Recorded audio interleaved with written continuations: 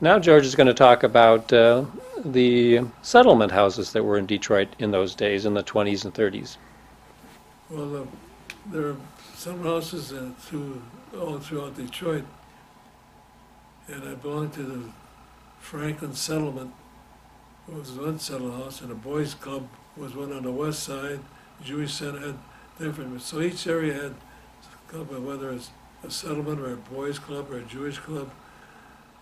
Delray, the Hungarians, and of course my settlement was Romanians and Italians and Syrians and blacks.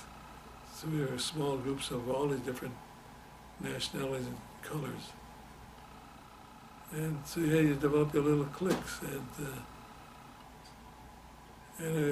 they're like little gangs too. Of course, as people got more civilized, you weren't confronted if you were in someone else's neighborhood, and like more.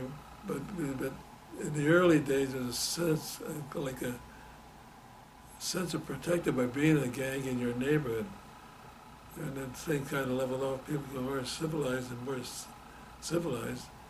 Well, then you could didn't have to be confronted all the time with each group or colors that you would meet. And what were all the activities that took place in these settlement houses? Well, at the settlement house, right after school in the fall, you'd run down and they had a gym. You could play basketball or volleyball.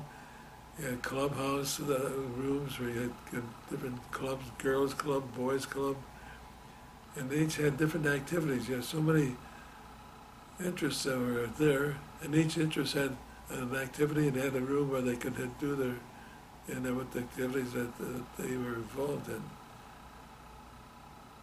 So there was a kind of a community hall where each group would have each age group would click together, and so by ages and sexes, and so you learned to get organized. You had a lot so as a result you developed a lot of little clubs, boys clubs, and have maybe 5 or 6 Italians in one club, Italian Romanians in another one, and Syrians and so forth.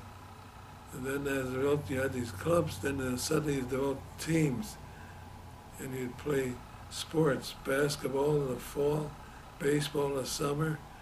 So the summer was a place, a melting pot where each group would get together and form a group that could work as a unit, as a team. So you learn these organizations. And what all services were provided in the settlement houses? Well, after school, that's before public libraries all over the city. They had a library. You could go to the library there. You could go to the gym and play games. So there's little activities that were involved all around, boys and girls in little groups, and that they could do on their own. And then when your groups got together, you suddenly formed teams, and each team had age limits. In other words, they had a senior group, junior group, and a midget group, all based on their ages, and those groups were created.